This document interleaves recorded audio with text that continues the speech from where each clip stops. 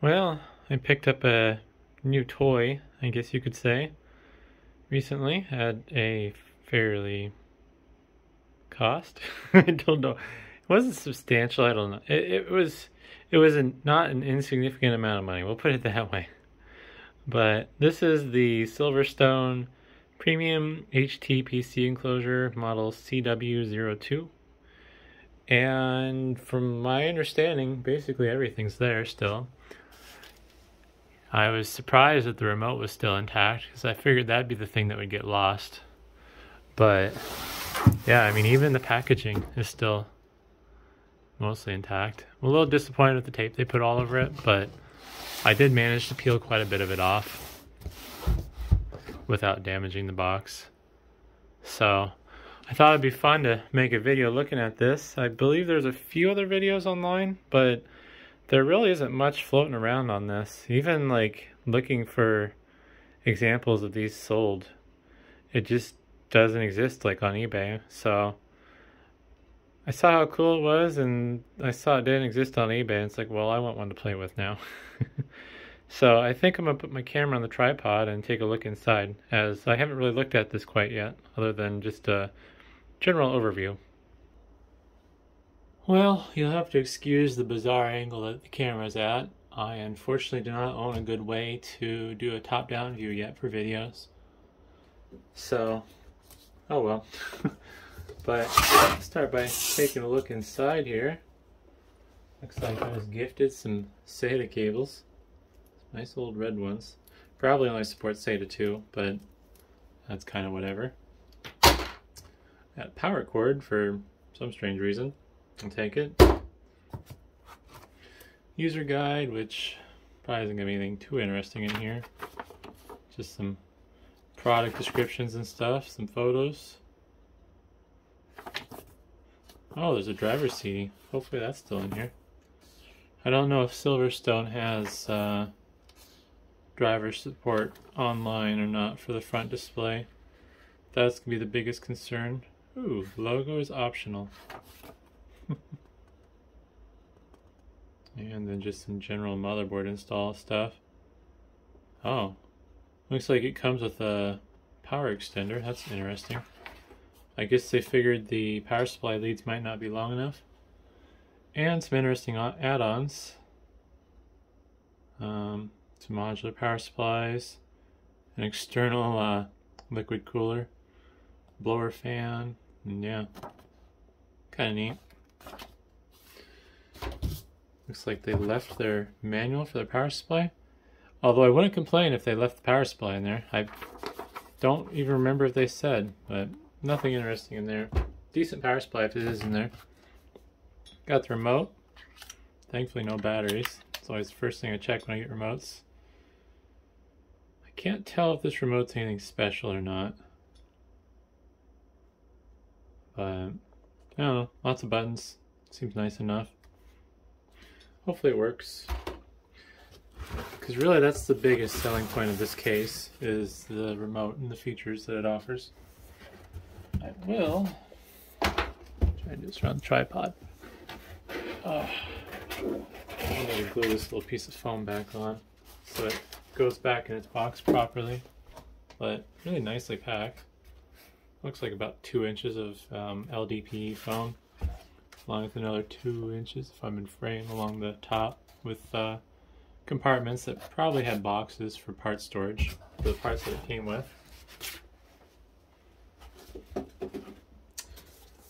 Alrighty, well, I think the safest way to get this out is to pause and move the tripod out of the way and set it down.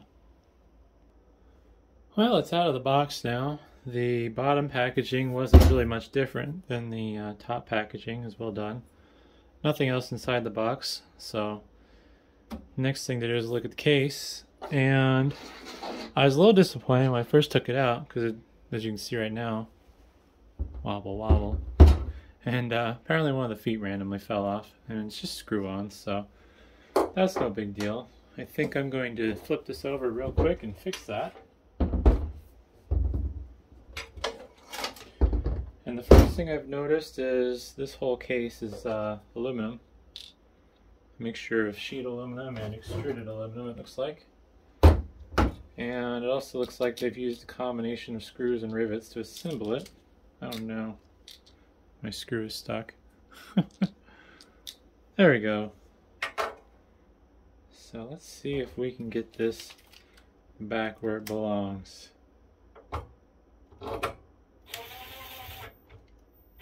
And I do need to be careful since aluminum's soft. I don't want to strip out the threads.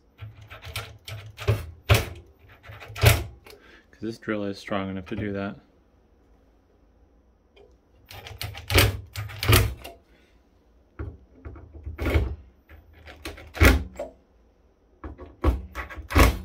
Alrighty. Oh, that's cool. Also just noticed it has some bottom fans, probably for cool air intake, I would presume. And they look to be 80 millimeter. I don't have a tape measure handy, let alone a metric one. This is kind of gross right now, it's kind of dirty. But the front of this isn't very pretty. Looks like that's going to need some cleaning as well. Not a big fan of this look. Granted, it's old, but it's interesting. Yeah, this is kind of ugly looking, but otherwise, I would say, you know, it looks like a old receiver. Almost, I'm trying to think of the brand. I think this reminds me of a Rotel receiver. Oh, that's cool. So these are knobs, but they're also buttons.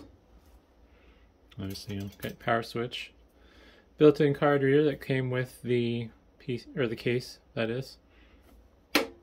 Not sure how I feel about this front. It's counterintuitive. Also, the person I bought this from let me know the front drive door is kind of messed up. If there's no drive in, it doesn't stop, and it just keeps going all the way inside. So that's a little disappointing. I think I can either fix that by putting a little tab, or it's a good possibility it was just like that already from the get-go by design.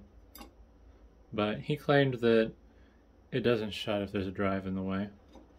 But I could probably just glue a piece of metal there and stop it from going all the way in, and that'd be an easy enough fix. This definitely isn't a museum piece though. It's gonna need some cleaning, and I can't tell what this is. It looks like it's damaged from something rubbing on it. Unfortunately, since this is anodized aluminum, I wouldn't be able to fix it very easily. I don't think I'd want to paint it, because the paint would hide the nice aluminum finish. Honestly, I shouldn't even be touching it right now. I should be trying not to leave permanent fingerprints on it. So what I'm going to do is a little rubbing alcohol. I'm not going to wipe this off with that though. At least not yet. I might try a spot that's safe to clean it with, rubbing alcohol first, but I'm just going to use it to wipe some of the grease off my fingers so I don't leave fingerprints on the finish, as that can happen with anodized aluminum sometimes. Looks like I need hex-headed screws for the top cover. Hopefully I have the right size, and I'm not going to because I'm missing half my stuff. Alright, well, let's hope that this 3, whatever that is. Oh, cool, got lucky. And I'm going to probably do these by hand. They look like they might have been cross-threaded. Some of them are kind of crooked. Threads look clean. Nice little screws. I feel like I'd almost be inclined to replace these with some nice button head hex screws, but I don't think I'll be doing that. Yeah, they've come out fine. I'm really lazy and use the drill. It's so much faster.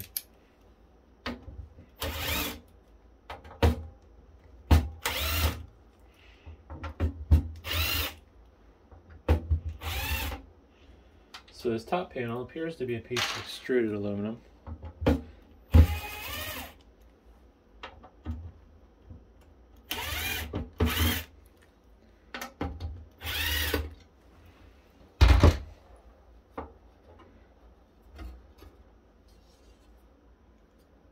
Or I guess it could just be a brushed sheet of aluminum, maybe? Unfortunately, I wouldn't be able to flip it over because there's no recess for the head of the screw on the other side, like there's on this side. So I'll be stuck with those cosmetic flaws that are barely showing up on camera. But yeah, nice thick sheet of aluminum.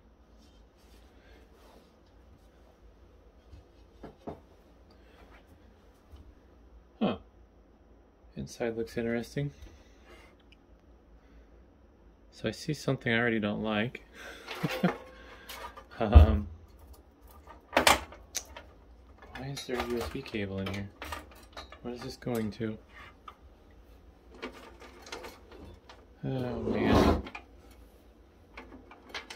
So there's a USB cable coming right off of the little front display thing. And what is this? Oh! What? I'm so confused.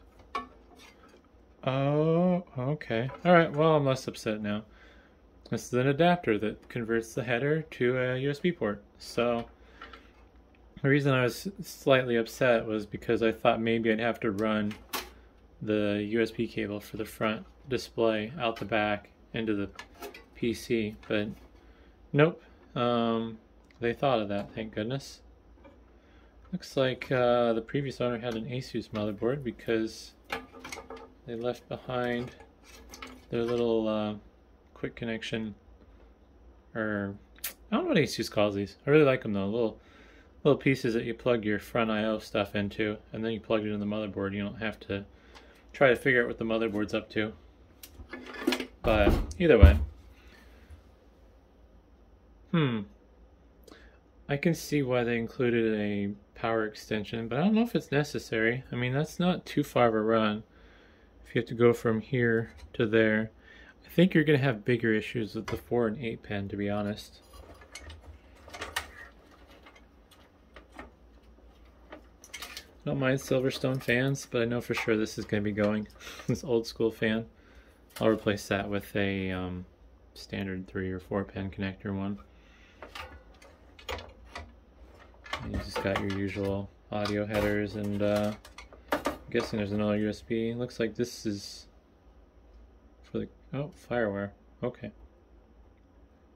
I'm not sure what these other ones are for. They look like they're coming out. Those must be individual pinouts for FireWire.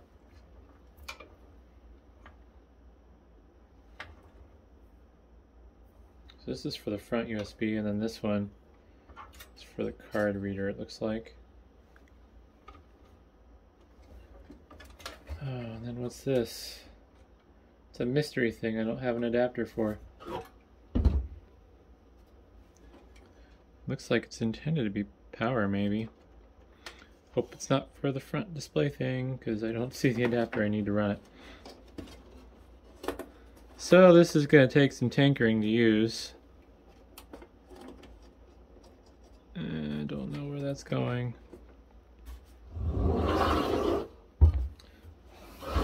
There's a decent amount of space in this, so it could support a tower cooler if a person wanted to go that route.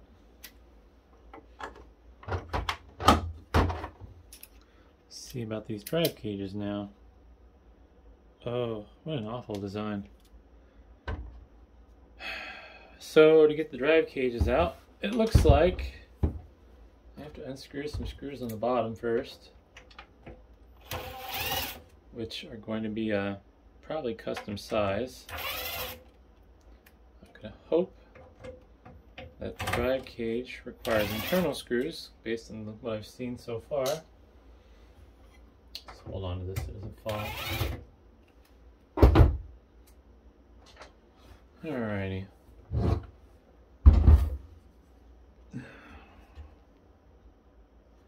What in the world is going on here?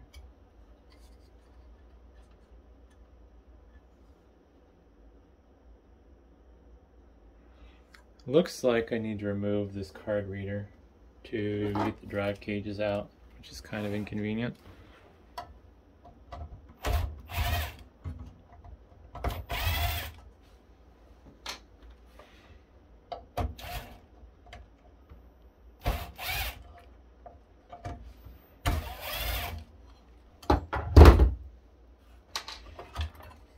Also, since this card reader is nothing special, I may replace it with something different. I don't know yet. It's gonna be fun to remember. I guess it does have a nice aluminum front that matches the case, so it'll probably stay with the case. Oh. Alright. It's mostly loose. Holding on somewhere else.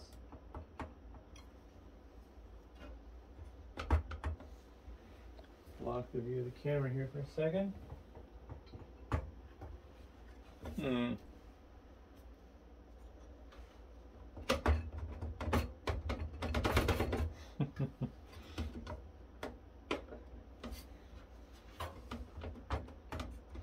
They wouldn't be evil and use something along the side, would they?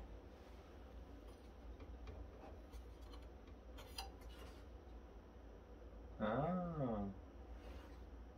Maybe? I can't tell. It's like it's clipped onto the side of the case somehow.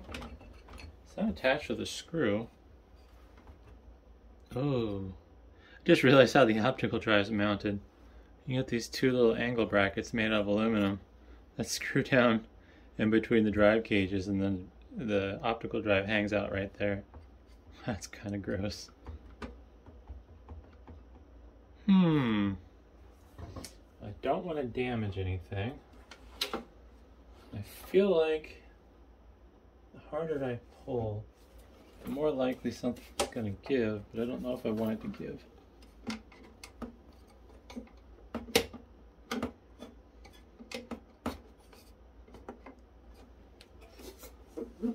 Oops. I think what I'm going to do is I'm going to unscrew the other one, and then hopefully it'll come out on its own without violence. Oops. And then I'll have a better understanding of how that works.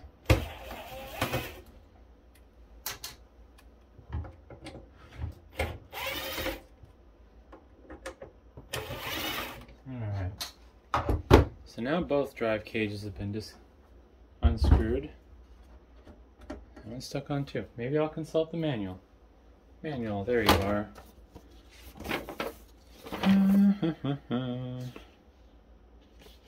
Parts. Drive orientation.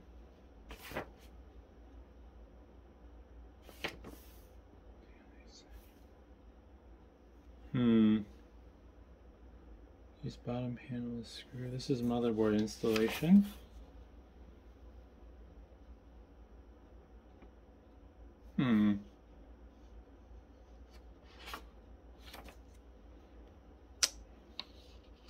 Oh, I noticed another problem. I'm missing the screws I need for hard drive mounting.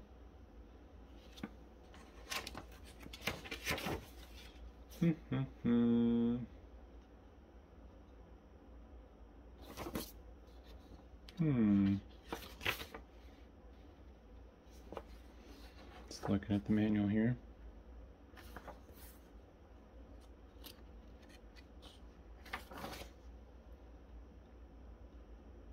I don't know if those drive cages are meant to be removed, is the other possibility.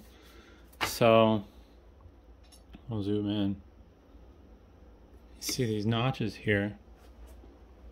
I think, if I understand correctly, there's screws that are intended to slide into those, maybe? It does coincide with the thread hole on the top. So I don't have those screws. I feel like, I guess I just have to accept it's not meant to come out.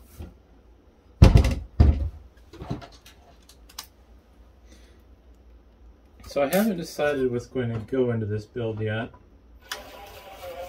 That is a tough question. I'm kind of thinking I want to build a home theater PC out of it, obviously. But I also think I want to see if I can fit a Truenas box in here as well. And my thought is I will use a old HP motherboard, like a little small form factor HP that uses an external power supply. I believe I have some I can use floating around.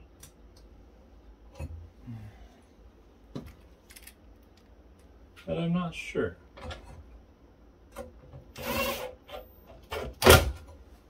Since I'm blacking the driver CD, I'm afraid it's going to make it extremely difficult to get the front display and remote assembly working.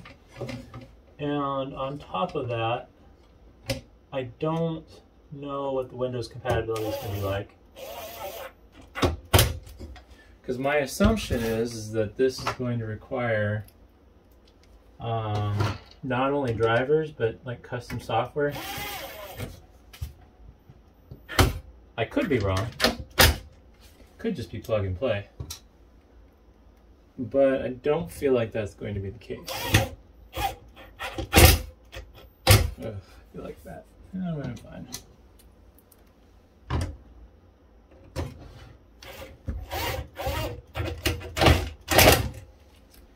So, what I'm probably going to do is clean this first, and then work on a build. The only problem with fitting a Truenas box in here is the fact that I don't know where I'll put the motherboard. I don't really want to modify the case. There's no way I could mount something to the top panel without drilling holes or putting my faith in adhesives that'll eventually just fail. So, I don't know. I may just build a little fun home theater PC out of it and then kind of go from there. I am kind of bummed though about that mystery cable here. I don't understand what its purpose is. I guess I could read the manual. But the skimming in, I don't think I saw anything.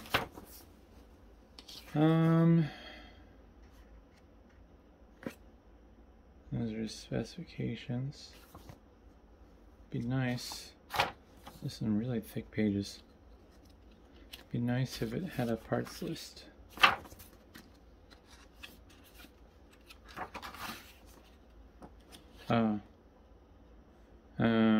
That's not good. Yeah, it's a power adapter. Finally connected 3-pin, the LCD iron module, the ATX adapter's 3-pin cable. I have no idea how I'm going to figure out what the other end of that looks like.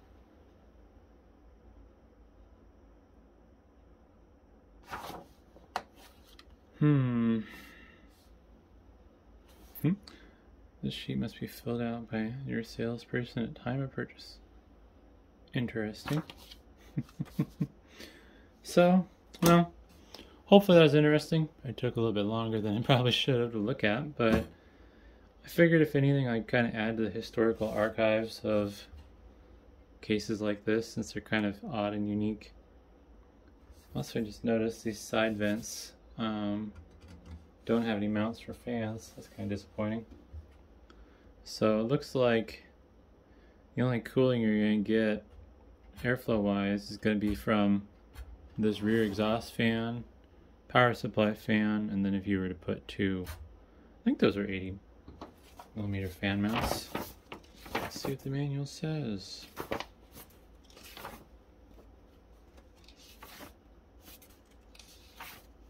I don't see anything in the manual that says.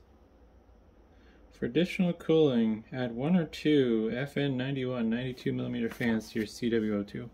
So, based on what the manual says, those are actually 92mm fans. And due to the little spacers there, screwing them in might be interesting. But, hopefully that didn't take too long. It's definitely a neat case, and I will be doing something with it in the future once I figure out what. So, either way, thanks for watching.